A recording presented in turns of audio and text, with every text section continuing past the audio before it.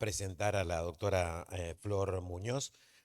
Flor Muñoz es médica infectóloga, es profesora de pediatría, de infectología y microbiología de la Universidad, de la Facultad de Baylor, y además es médica del Hospital Infantil de Texas.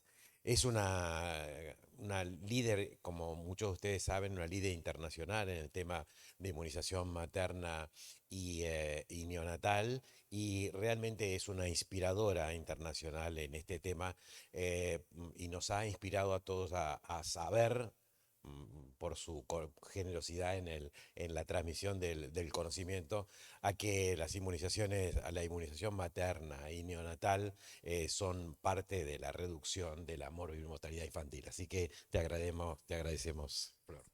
Okay. Perfecto. Claro.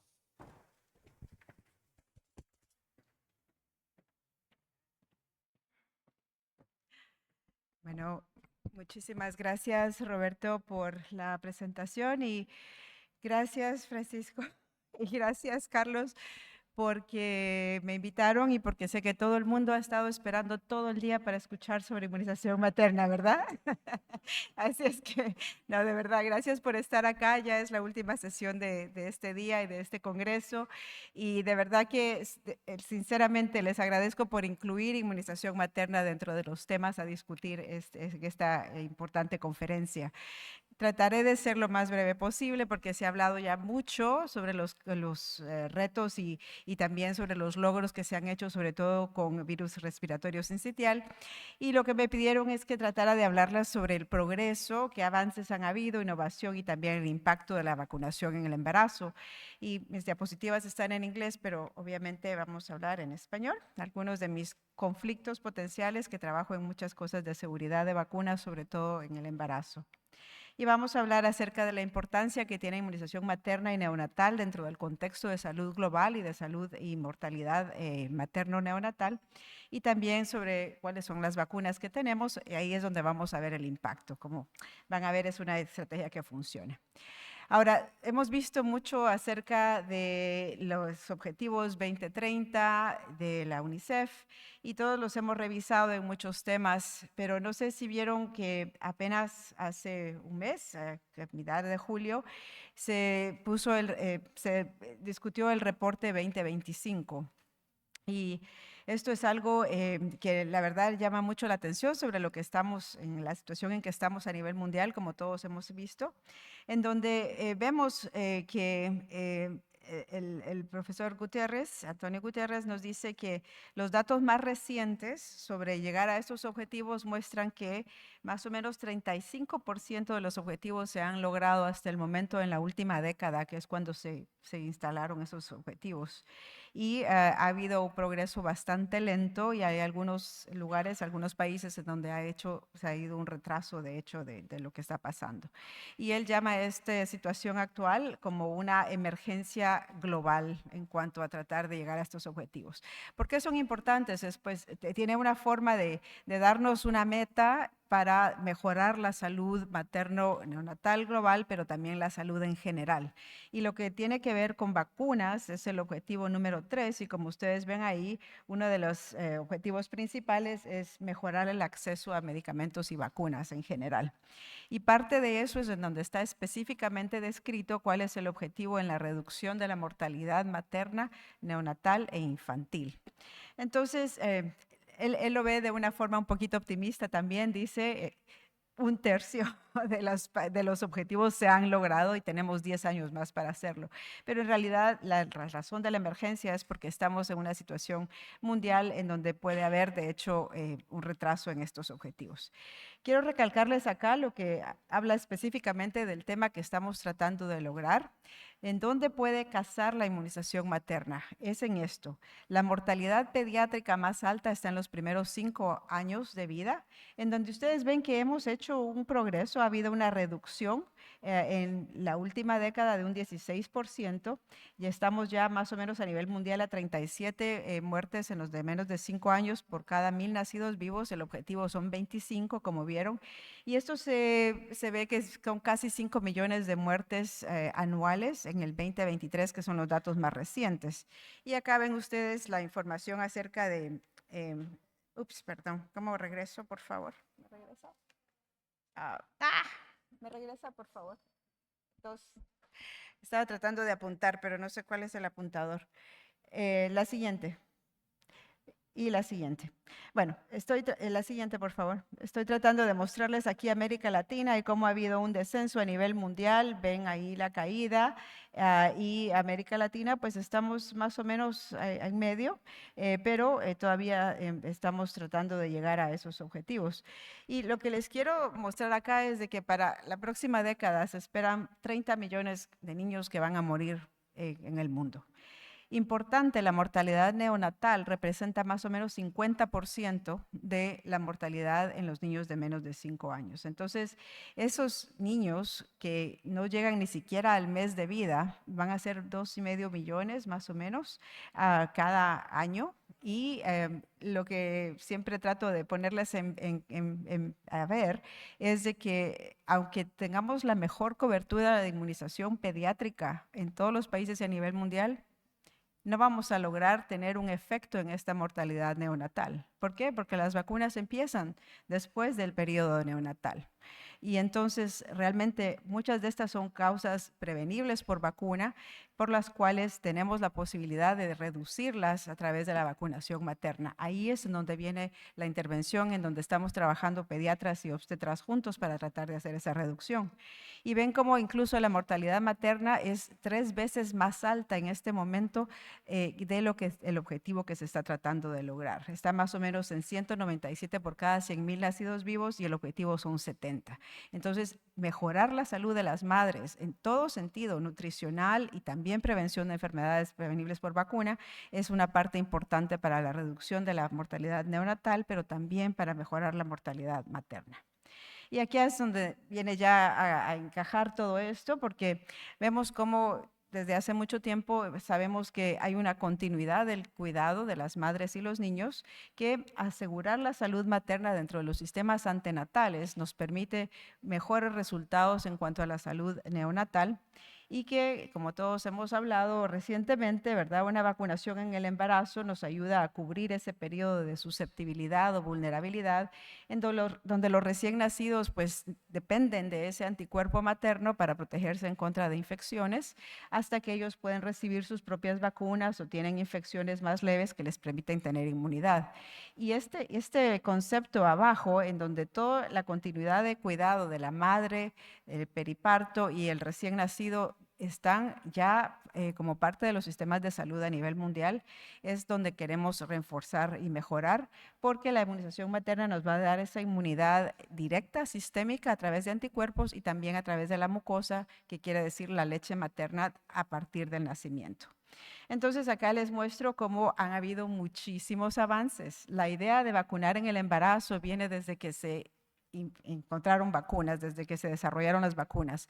Les estoy hablando del tiempo de la viruela, en donde definitivamente si una madre sobrevivía a una infección, se veía que el recién nacido estaba protegido y se hacía una decisión de vacunar a las madres cuando la vacuna estuvo disponible, a pesar de que era una vacuna viva, para protegerla a ella y que el niño tuviera un chance de vida. Y luego hemos visto implementación de vacunas desde los años 40, la vacuna de tétanos desde los años 60 y otras, una lista grande que tengo ahí para mostrarles de que el campo de investigación de las vacunas en el embarazo ha sido muy activo, aunque a veces no se escucha mucho, y acabamos de oír de polio hasta esa vacuna, se investigó la vacuna de fiebre amarilla y otras vacunas hasta más recientemente, por ejemplo, chikungunya, en donde se está haciendo investigación en el embarazo. Y es parte de los avances que les quiero mostrar. Estas son las vacunas recomendadas, ya ustedes las han visto, son vacunas generalmente recomendadas, en donde les recalco que algunas son para proteger a la madre, como la vacuna de influenza y la vacuna de COVID, pero esas y todas las vacunas que damos en el embarazo van a tener una protección esencial para el recién nacido. Entonces empezamos con tétanos en los años 60, fuimos agregando la de tosferina a partir de 2012, la vacuna de influenza, más que todo para la madre, pero sabemos que protege al niño desde los 1960, SARS-CoV-2, que la usamos ahora, y la vacuna de virus respiratorio sincitial, que es la única que está estudiada y aprobada específicamente para uso en el embarazo para proteger al recién nacido. Y acá lo que les muestro es de que han habido muchos cambios, porque esta es una tabla que viene de la OMS, pero la adoptan muchos, en donde, aunque contraindicamos usualmente las vacunas vivas, hay muchas situaciones específicas como brotes en donde se puede utilizar la vacuna que existe para proteger a la madre, y ahí balanceamos el riesgo de la enfermedad con el riesgo de la vacuna. Hay muchos más avances que les podría mostrar. Por ejemplo, muchas de estas vacunas ahora se acepta que tengan estudios observacionales como datos necesarios para decir que se pueden utilizar con seguridad en el embarazo, y una vacuna que está recomendada, incluso en situaciones especiales, no está contraindicada en el embarazo. A veces hay un poquito de duda si no tiene una indicación específica, pero se los muestro acá porque es importante saber que es un recurso para ciertos brotes. Entonces aquí quiero venir a la situación actual y darles un ejemplo de esto, en donde toman decisiones en base a riesgo de enfermedad versus riesgo de la vacuna. Y chikungunya es un buen ejemplo que ha sucedido aquí a nivel de Latinoamérica, en donde sabemos que existe el riesgo de infección neonatal o infección vertical, más que todo en el momento del parto, y que tenemos niños que nacen ya afectados con sepsis neonatal, con encefalitis, con problemas sistémicos, y donde puede haber una mortalidad importante que muchos de ustedes experimentaron, vivieron durante los brotes recientes de chikungunya. ¿Y qué pasa? Que recientemente han habido dos vacunas. Aquí tengo las dos que están recientemente aprobadas, una vacuna viva atenuada y una vacuna recombinante de virus de partícula, y recientemente aprobadas desde el 2023. Ambas empezaron a utilizar en sitios de brotes, y acá, a pesar de que están aprobadas a partir de los 12 años para arriba, vamos a ver cómo hay algunos datos que son vacunas muy eficaces, en donde no se estudiaron en el embarazo en absoluto, pero sabiendo cómo el riesgo es mayor en el periodo periparto cuando una madre se infecta, más que todo para proteger al niño, existe la forma de administrar estas vacunas si es necesario. Lo que nos dice el lenguaje específico en el embarazo, que esto ha sido un avance muy grande, poder tener una recomendación permisiva, se puede decir, para utilizar estas vacunas, es de que a pesar de que no hay estudios, el balance de la seguridad de estas vacunas y su alta efectividad nos permite utilizarlas cuando una mujer está embarazada y está en una situación de un brote importante. Ahora, recientemente la vacuna viva se suspendió su aprobación en Estados Unidos porque ha tenido efectos secundarios que parecen a enfermedad por chikungunya en adultos mayores sobre todo, y esto se tomó en cuenta en este lenguaje, y obviamente cuando se va a vacunar a una mujer embarazada se prefiere una vacuna que no sea viva para tratar de reducir cualquier riesgo. Pero se los pongo a ver porque definitivamente es algo que pone en evidencia que hay una apertura para poder usar las vacunas en el embarazo, y actualmente, de hecho, se está empezando un estudio con la vacuna recombinante en mujeres embarazadas para recolectar más datos. Bueno, ¿qué más ha habido de impacto? Estaba buscando datos más recientes sobre tétanos neonatal. Hay buenas noticias y hay unas que no son tan buenas. El reporte más reciente es de 2024 de la OMS, y ven cómo el impacto ha sido impresionante de cuando se empezó a utilizar de forma más formal la vacuna de tétanos en el embarazo para reducir tétanos materno neonatal. Había muchísimas muertes, casi 800,000 al año, y 30% de la mortalidad infantil era causada por tétanos neonatal. Y ahora los datos más recientes, 2021, es menos de 8,000 muertes al año. O sea, más de 97% de reducción en mortalidad. Y eso es, sin embargo, cuando no tenemos aún todavía una cobertura de 100%. Se los pongo a ver aquí porque esa es la que tiene cobertura más alta tal vez, más de 80%, no al 100%. Y a pesar de eso ha habido un impacto tan grande con esta estrategia. Solo en las últimas 2 décadas ven un 84% de reducción y ha habido mucho progreso. Hasta antes de la pandemia, todos los países que ven acá en color verde son países que no habían eliminado el tétanos neonatal y que lograron hacerlo en el último periodo de 2020 para acá. Los que están en rojo, que son 10 países, son los que todavía no han logrado eliminación. Ahora, la parte triste es que todo lo que está sucediendo en cuanto a acceso a vacunas, reticencia de vacunas y demás, y post-COVID, puede hacer que pueda resurgir esto. Y acuérdense que el tétanos no lo vamos a poder eliminar porque es una enfermedad que se adquiere por esporas, no da inmunidad de largo plazo y es necesario mantener estos esquemas de vacunación en el embarazo. Se los traigo porque es un modelo que nos dice que funciona y el impacto ha sido grande. Pertussis, ya escuchamos ayer muchos datos de pertussis. Les comento aquí que a pesar de que tratamos de vacunar niños, adolescentes, trabajadores, adulto mayor, fue hasta que empezamos a vacunar en el embarazo que vimos una reducción significativa, estos son datos de Estados Unidos, con reducción de 95% de la mortalidad y más de 90% en ingresos al hospital y también modificación de la enfermedad. Muy brevemente, la doctora Gentile me ha compartido esto y en Latinoamérica ven como después de la implementación de la vacuna de TDAP se han visto los mismos resultados con una reducción impresionante de la mortalidad por pertussis en el neonato. Tristemente, post-COVID, estamos de nuevo en una situación donde hay un resurgimiento a pesar de esta intervención muy eficaz. Entonces, lo que nos toca es mejorar la cobertura otra vez, empezar a trabajar de cero.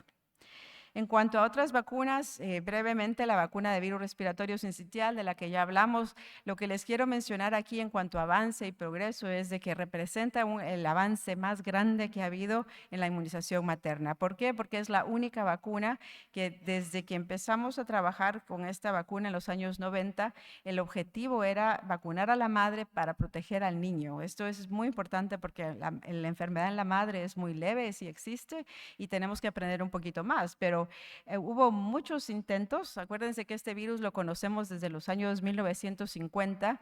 Había fallos en vacunas pediátricas, hubo anticuerpos monoclonales y estos son los estudios que se realizaron hasta que logramos tener una vacuna basada en proteína pre-F que es la que tenemos aprobada. Y actualmente está en curso otro estudio de una vacuna de ARN mensajero en fase 2-3, también para utilización en el embarazo. Entonces, muchos estudios llegaron a que tuviéramos la única vacuna aprobada y que es una importancia a nivel mundial, como hablábamos. Esta es una enfermedad global y prontamente la OMS en 2024, después de que se aprobó esta vacuna en el 2023, hizo una recomendación muy clara que los países deben de tratar de introducir tanto la vacuna como el anticuerpo monoclonal para tener un impacto en el virus respiratorio sincitial.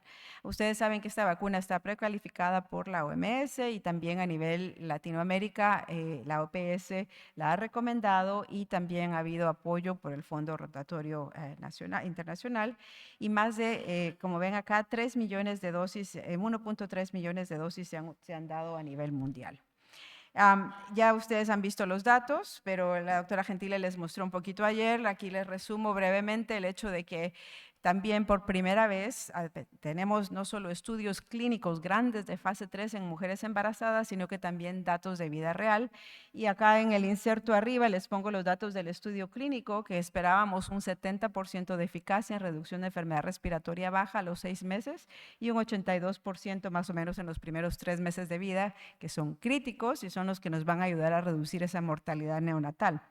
Y ven cómo en 3 estudios diferentes, en Argentina, que ya los vieron, tanto enfermedad severa, que es lo que concuerda con el estudio clínico, los datos son muy similares, 70-77% casi de reducción en enfermedad severa, y en cuanto a hospitalización, hemos visto datos también muy similares, que llegan a un casi 70% y 80% en los primeros 3 meses de vida. Otro estudio que salió recientemente, también de Argentina, nos da un poquito más de información, no solo de hospitalización, con una reducción impresionante en esos primeros 3 meses de vida, 80% como en el estudio, sino que también reducción en ingreso al intensivo neonatal, reducción en la severidad de la enfermedad, con menos tiempo de ingreso al hospital cuando los niños entran, y estos datos están también por publicarse. Entonces, así como escuchamos del anticuerpo monoclonal, que funciona muy bien, muchos países van a poder introducir la vacuna tal vez antes o al mismo tiempo que con una estrategia híbrida, ¿verdad?, integrada, en donde quiero que estén seguros y que vean cómo la vacuna materna va a funcionar si se utiliza en la forma como está indicada. Y los datos de Escocia, que creo que también Ángela los mostró ayer, pero aquí les muestro de Escocia e Inglaterra, el hecho de que incluso en países que tienen recursos, Inglaterra decidió utilizar únicamente la vacuna materna, no el anticuerpo monoclonal. La utilizan en todos los embarazos y durante todo el año, no en periodos estacionales nada más, en base a estudios de costo-efectividad, sabiendo que esa es la forma como va a funcionar mejor. Y estos son los primeros datos que salieron de Inglaterra y de Escocia, y ven cómo la efectividad de la vacuna en los primeros 6 meses de vida es exactamente la que se esperaba en el estudio clínico, 72% de reducción cuando las madres se vacunaban en forma adecuada, pero aunque los niños nazcan pronto, que ese es un mensaje importante también, ¿verdad?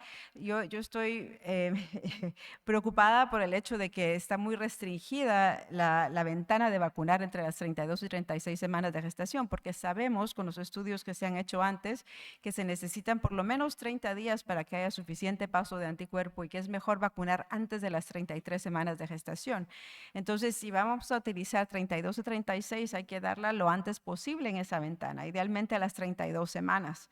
Pero si por casualidad se da tarde y el niño nace antes de las 2 semanas después de que se da la vacuna, todavía hay chance de que la vacuna proteja. Y este es uno de los mensajes importantes de este estudio, que cuando ven a todos, incluso las madres que se vacunaron y los niños nacieron antes de 14 días, aún había casi un 60% de protección. Entonces, como intervención de salud pública, sé que muchos países incluso están dándola hasta casi el momento del nacimiento. No es lo ideal, pero todavía puede haber algo de protección. Entonces, hay mucho que aprender al respecto. Y en Estados Unidos hemos tenido ya un poquito de información. Estos son pocos datos porque, como les voy a mostrar, la cobertura no es muy excelente, pero desde que empezamos a utilizar ambos productos, monoclonal y vacuna, hemos ya visto una reducción en la hospitalización, tasas de hospitalización en general, sobre todo en los niños de menos de 6 meses de edad. Y los datos del CDC hasta 2024, vemos como el impacto más grande que ha habido es en los primeros 7 meses de edad, pero sobre todo los niños de menos de 2 meses de edad, en donde se ha reducido el pico de enfermedad durante la estación normal. Entonces, no cabe duda de que funciona. El problema que tenemos en Estados Unidos y que les digo es muy alarmante, es de que la cobertura es muy baja. Se estima que en la última estación, que fue 2024-25, mejoró a un 38% de las madres recibiendo la vacuna materna. Acuérdense que tenemos monoclonal y más o menos 45, casi 50% lo recibe también, pero no cabe duda que tenemos que mejorar. Y aquí vemos el impacto que tuvo de nuevo la pandemia y lo que está sucediendo en Estados Unidos, en donde incluso la vacuna de pertussis apenas está en un 60%, ha bajado comparado con más de 70% que teníamos antes. La de influenza, menos de 50%, estamos a 47%, habíamos llegado a más o menos 60% en los mejores momentos después de la pandemia de influenza. Y COVID, interesante, un tercio de las mujeres se pusieron la vacuna más actualizada, que es la que tenemos. Esto fue hasta el año pasado. De aquí es donde empieza también un poquito de la duda de qué va a pasar de aquí en adelante, porque yo creo que esperamos que vaya a haber una baja en las coberturas en el futuro también. Entonces, un mensaje que les quiero dejar es de que una cobertura de 60%, como hemos visto en Argentina, en el embarazo, es muy buena. No queremos compararla con las coberturas en pediatría, que necesitamos muchísimo más alto, porque vemos incluso con tétanos una cobertura de entre un 70-80% o un 60% en Argentina. Los datos de eficacia que les he mostrado demuestran que la vacuna puede funcionar bien. Y sí, queremos lograr mayor cobertura porque funciona, pero no se sientan mal con 60%, es muy buena. Y quiero hablar muy brevemente de dos otras, pues la vacuna de COVID. Les muestro esto porque también nos da información sobre la situación actual. Como ustedes saben, el embarazo se considera un factor de riesgo para enfermedad grave por COVID-19 y eso ha sido todavía, se considera importante, pero también desde el punto de vista pediatras, los niños de menos de 6 meses de edad son los que tienen la mayor mortalidad y tenemos mayor riesgo de enfermedad y hospitalización sin tener una vacuna que darles. Entonces, tanto los obstetras, esta es una recomendación de ACO, que es el Colegio de Obstetras Ginecólogos, que está también avalada por los pediatras en la Academia Americana de Pediatría, que seguimos recomendando la vacuna en el embarazo de COVID-19, tanto para proteger a la madre, pero muy específicamente también para proteger al niño. Y esto es a pesar de que recientemente, como ustedes saben, en Estados Unidos las mujeres embarazadas ya no están incluidas en la recomendación. Y esto es nada más para mostrarles de que los datos son muy claros, es muy similar a la vacuna de influenza, pero esto sucedió durante la pandemia. Podemos tener hasta un casi 70% de reducción en enfermedad de COVID-19 en los primeros 3 meses de edad cuando las mujeres se vacunan en el embarazo. Y lo mismo con la vacuna de influenza, funciona igual que en los adultos, más de 50% de protección al recién nacido en contra de enfermedad grave que requiere hospitalización cuando la madre se vacuna en el embarazo. Entonces, estas las vamos a seguir.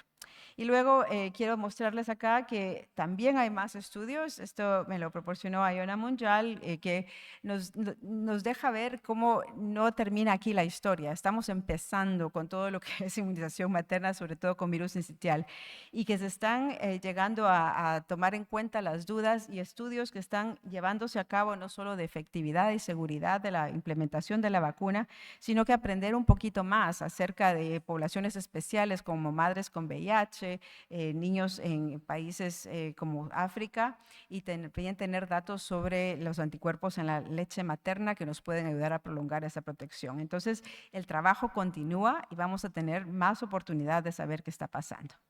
Y ya para terminar, hablarles muy brevemente de lo que viene en el futuro, porque hay muchas más vacunas. La vacuna de Streptococo B, que ha tenido muchos años de desarrollo también desde los años 80.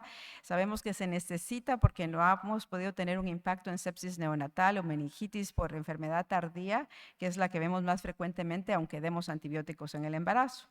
Y para esto hay también vacunas en desarrollo, por lo menos 2, que están muy activamente casi empezando fase 3. Una hexavalente en base a proteínas y otra que es una proteína conservada. Y si lográramos tener una vacuna contra Streptococo B, vamos a tener una importante disminución no solo de enfermedad neonatal con sepsis y meningitis, sino que acuérdense algo que no vimos mucho, las muertes fetales causadas por enfermedad materna, la morbimortalidad materna también se puede disminuir. De nuevo, muy atractivo para pediatras, pero también para los obstetras ginecólogos.